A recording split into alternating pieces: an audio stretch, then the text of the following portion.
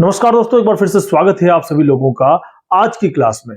और हम जान ही रहे हैं कि बात कर रहे हैं नींव का पत्थर, यानी कि ऐसी क्लास जिसके अंदर सबसे छोटा से छोटा टॉपिक लें और उसको बड़े आसानी से समझकर ऐसी समझ पैदा करें कि हमारे कंपटीशन एग्जाम में वो उपयोगी हो।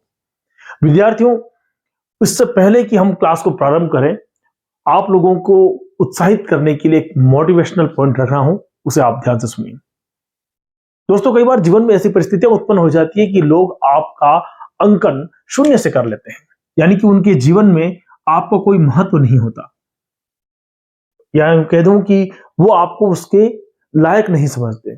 जब आपका कोई मूल्य जीरो से आके, तो आप उसको नाराज मत मानिए, ऐसा मत गिनिए कि वो व्यक्ति आपकी कदर नहीं कर रहा है, बल्कि अपने आप को शून्य मानते हुए भी ये मान लीजिए कि आपकी कोई वैल्यू किस प्रकार से क्रिएट कर सकता है। और आप अगर किसी के साथ खड़े होते हैं तो उसकी संख्या में वृद्धि होती है। यानी कि सीधी सी बात यह है कि अपने मूल्य को स्वयं पहचानना है, किसी दूसरे के कहने से आपका मूल्य निर्धारित नहीं होता है। दोस्तों, इसी के साथ में आज की क्लास जो नींव का पत्थर करके मैंने इसका आपको शीर्षक दिया है, और हमारी आज की ये सेकंड क्लास है। बात वही हो रही है फिर से कोशिका की। आप लोगों ने कोशिका के बारे में आज फिर से मैं बोर्ड के माध्यम से ही लूंगा, क्योंकि कल की जो आपके डिजिटल बोर्ड वाली जो क्लास है वो मुझे उतनी रास नहीं आई है जितनी आनी चाहिए। जो मजा व्हाइट बोर्ड पर पढ़ाने का है वो वास्तव में उसमें नहीं है। कोशिका का हमारे पास में हम टॉपिक पढ़ा था और हमने बात करा था कि कोशिका का अध्ययन किसमें किया जाता है, और आप लोगों ने कमेंट नहीं किए और इसका जवाब नहीं दिया। लेकिन कोशिका का अध्ययन जो था वो साइटोलॉजी में किया जाता है, ध्यान रखना। और साइटो का अर्थ यहाँ पर क्या हो जाएगा, कोशिका से हो जाएगा। और ये भी ध्यान रखना कि लॉजी यानी कि अध्ययन से होगा, अध्ययन से होगा, है ना। मुझे लगा कि आपको शायद तक वो जो प्लानिंग थी मेरी बोर्ड पे समझाने की वो आपको समझ में नहीं आई है, इसीलिए अपने व्हाइट बोर्ड पे ही हम इसको समझने की कोशिश करते हैं। और मैंने आपको कहा था कि इसके सबसे पहले खोज करने वाले जो वैज्ञानिक थे वो हमारे पास में कौन थे, तो रॉबर्ट हुक थे। कब बात थी, तो 1665 की थी। किसमें देखा था, तो पादप कोशिका में देखा था। और आप कहोगे पादप कोशिका कौन सी, तो कॉक शेल थी आपके पास में, एक कॉक थी, तो काक जो अपने पास में होती है, यानी कि ढक्कन जैसी संरचना जो होती है, कल अपने बात करी उसकी, उसमें उन्होंने देखा था। अब उसके बाद में इन्होंने किसमें लिखा था, आपके पास में एक क्वेश्चन ये भी आएगा, तो माइक्रोग्राफिया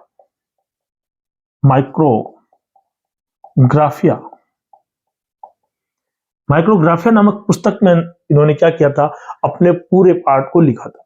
यानी कि महत्वपूर्ण प्रश्न जहां से बनने चाहिए, साइटोलॉजी से बनना चाहिए, महत्वपूर्ण प्रश्न खोज पे बनना चाहिए, कब होना चाहिए तो इस पे महत्वपूर्ण हो गया, किसमें किया तो कॉर्क में हो गया।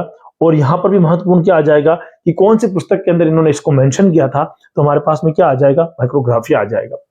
अब इसके बाद में हमारे पास में सबसे पहले जीवित कोशिका देखने वाला कौन था, इसको मैं मिटा रहा हूं, अगर आप स्क्रीनशॉट लेना चाहते हो ले लेना। इसको साथ साथ में नोट्स बनाते जाइए, अच्छी तरीके से अपन तैयारी करेंगे और साइंस को इतना इजी कर देंगे कि आपको मजा आ जाए। देखिए, अब जीवित कोशिका की बात करते हैं। जीवित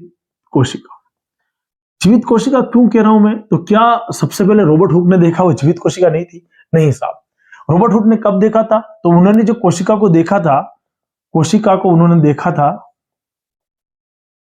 वो उन्होंने देखा था 1665 में।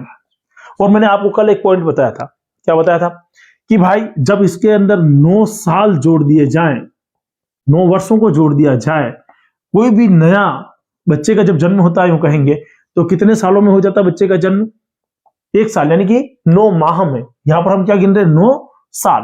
तो 9 साल के अंदर एक नया सिद्धांत ने जन्म लिया, एक नई बात ने जन्म लिया, और वहां पर आया ल्यूवेनहॉक। कौन आया, ल्यूवेनहॉक ने एक जीवित कोशिका को देखा, जो कि दांतों के मल में और बारिश के पानी में देखा था उन्होंने। और आप सभी लोग जानते हैं उन्होंने इसको जीवित कोशिका को देखा, और सबसे पहले कब देखा, तो 1674 के अंदर। क्या किया है मैंने, 1665 में 9 साल को जोड़ के आंसर क्या ले आया, 1674। यानी कि दूसरा प्रश्न भी हमारे पास में बिल्कुल सटीक बैठ गया है। जो प्रश्न अपने को चाहिए था महत्वपूर्ण, वो प्रश्न हमारे पास में आ गया है कि 1674 के अंदर उन्होंने सबसे पहले सजीव कोशिका को देखने वाला व्यक्ति कौन था, तो ल्यूवेनहॉक था। इन्होंने अपनी सारी जानकारी, है ना, सीक्रेट ऑफ नेचर में दी थी, यानी सीक्रेट ऑफ नेचर इनकी पुस्तक थी। तो लिखे देंगे इनकी पुस्तक, कई बार पूछ लेते हैं तो अपने को ध्यान होना चाहिए। उनकी जैसे कौन सी थी, माइक्रोग्राफिया थी, है ना, उसी प्रकार से इनकी जो पुस्तक है वो है secret of nature. Secret of nature ये इनकी स्वयं की लिखी हुई किताब थी, और उसी के अंदर इन्होंने सबसे पहले क्या किया था, जीवित कोशिका का वर्णन किया था। तो प्रश्न कैसे बनेगा, सर्वप्रथम जीवित कोशिका को देखने वाला वैज्ञानिक कौन थे, तो क्या लिखोगे, ल्यूवेनहॉक। क्या लिखोगे, ल्यूवेनहॉक। इसी प्रकार अगला प्रश्न अगर बनता है तो ल्यूवेनहॉक ने सबसे पहले कोशिका कब देखी, तो 1674 के अंदर उन्होंने देखी थी। उनसे पहले कितने 9 साल पहले देखने वाला कौन था हमारे पास में, तो रॉबर्ट हुक था। इनकी कौन सी किताब है, तो सीक्रेट ऑफ नेचर, ये इनकी पुस्तक का नाम हो गया सीक्रेट ऑफ नेचर। यानी कि महत्वपूर्ण प्रश्नों की अपन बात कर रहे हैं तो हमारे पास में एक चीज आएगी, और उसको आप अच्छी ढंग से जानते हैं उस सिद्धांत को, क्योंकि जब भी कोशिका पढ़ोगे तो सबसे पहले आपको टीचर क्या पढ़ाएगा, कोशिका के साथ में क्या पढ़ा देगा, कोशिका सिद्धांत। क्या पढ़ाएगा, कोशिका सिद्धांत। कोशिका सिद्धांत। देखिए कोशिका सिद्धांत क्या है, कोशिका सिद्धांत क्या है, एक नाम लिख रहा हूं, हो सकता है बहुत कम लोगों ने इसके बारे में सुना हो, और ये टा है, ड्यूटरोचेट। एक वैज्ञानिक थे फ्रांस के, कहां के थे, फ्रांस के। उन्होंने सबसे पहले एक बात रखी कि भाई हमको ये तो डिसाइड करना पड़ेगा कि कोशिका है क्या। जब आप लोगों के पास में रॉबर्ट हुक ने बता दिया है, ल्यूवेनहॉक ने बता दिया है, तो हमें कोशिका के बारे में और जानकारी एकत्रित करनी होगी और कुछ सिद्धांत देना होगा। जब आप कोई चीज किसी के बारे में जानकारी ले लेते हो तो उसके बारे में आपको अपना सिद्धांत देना होता है कि ये चीज निश्चित है और इस प्रकार की होती है। अगर फॉर एग्जांपल मैं आपको कहूं कि आपके मोबाइल की डेफिनेशन दीजिए, या आपके पास में कौन सा मोबाइल है उसके बारे में बताइए, तो आप बताओगे मेरे पास आईफोन है, आईफोन में 12 मिनी है, या मेरे पास 14 है, तो आप उसकी विशेषताएं बताएंगे। तो उसका एक दायरा हो गया कि उसमें कितना मेगापिक्सल का कैमरा है, या क्लियरिटी बैठती है, और किस तरह से आप उसके बारे में जानते हैं। जब ये व्याख्या आप करते हैं तो उसका क्या हो गया, सिद्धांत हो गया। क्या हो गया, सिद्धांत। बस इसी सिद्धांत की व्याख्या करनी थी, उसके लिए सबसे पहले धारणा देने वाला व्यक्ति कौन था। प्रश्न क्या आएगा, धारणा देने वाला। हालांकि इतना डीप में मुझे नहीं लगता है कि पूछेगा किसी एग्जाम में, लेकिन क्योंकि नीट का जो एग्जाम होता है वो हमारे नीट के एग्जाम में क्या इतनी गहरे से पूछते हैं, और फर्स्ट ग्रेड के एग्जाम के लिए तो ये बिल्कुल महत्वपूर्ण है, क्योंकि फर्स्ट ग्रेड में जो बायोलॉजी का एग्जाम है उसमें यहां तक का प्रश्न तो मुझे लगता है आता ही है और आपको पढ़ना ही चाहिए।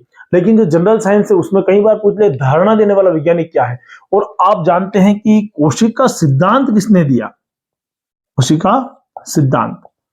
देखो कोशिका सिद्धांत शब्द जब आएगा तो आप दो नाम यूज करेंगे, स्वान व शिल्डन। स्वान और शिल्डन। देखो स्वान और शिल्डन, स्वान जो थे वो जंतु वैज्ञानिक थे, और शिल्डन जो थे वो पादप वैज्ञानिक थे।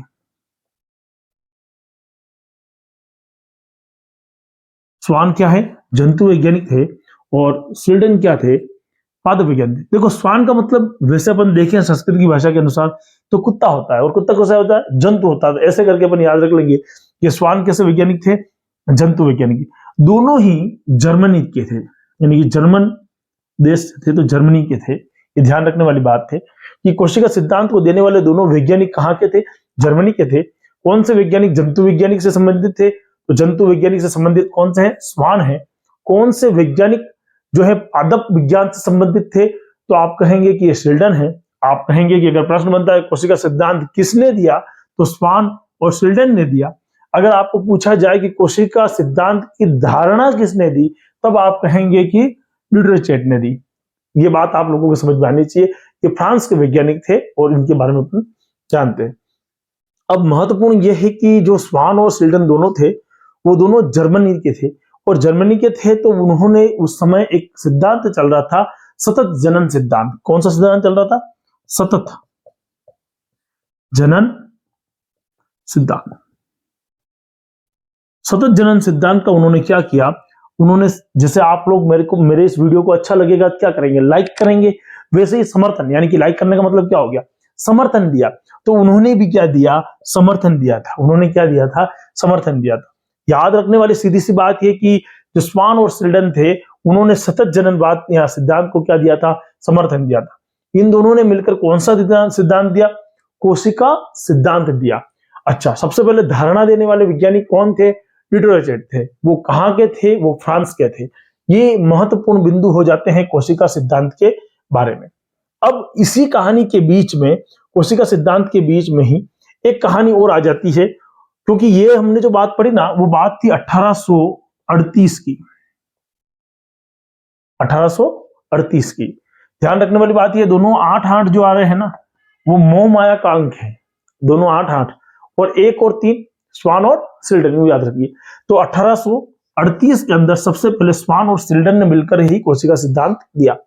लेकिन इसके कुछ सालों के बाद में, यानी कि 1855 में, 1855 में एक नाम आता है जिसे हम अच्छी तरह से जानते हैं, और वो नाम कौन सा हमारे पास में, रुडोल्फ विर्चो, है ना।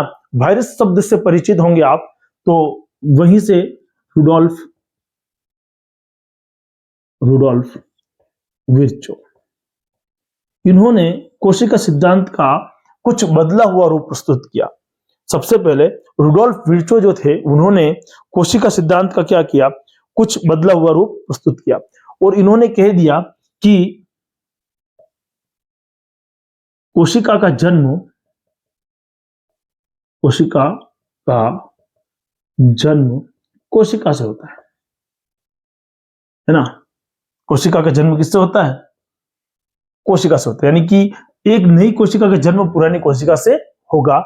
ये बात कहने वाला सर्वप्रथम वैज्ञानिक जो थे, वो रुडोल्फ विर्चो थे। और ध्यान रखने वाली बात थी कि उन्होंने कब कही बात, 1855 में। हालांकि 1838 के अंदर इन्होंने ये बात कही थी। आपको एक बार ये उतार लीजिए, आप स्क्रीनशॉट ले लीजिए इसका।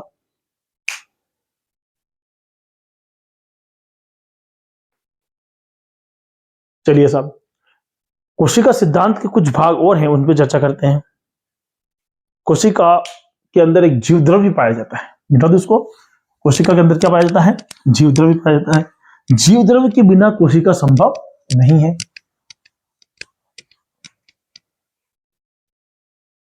तो इसमें लिख देंगे अपन,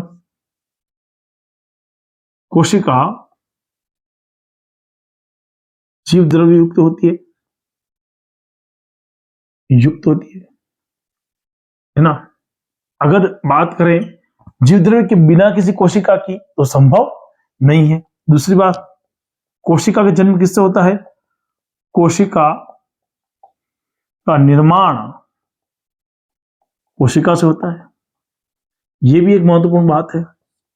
तीसरी बात, आनुवांशिक सूचना डीएनए द्वारा होती है। देखो यहां पर एक महत्वपूर्ण चीज आ जाती है कि सबसे पहले डीएनए शब्द आ रहा है यहां पर कोशिका को समझने के लिए। कल भी अपने एक डायग्राम बनाया था ऐसा, आज भी बना रहा हूं मैं आप लोगों के लिए।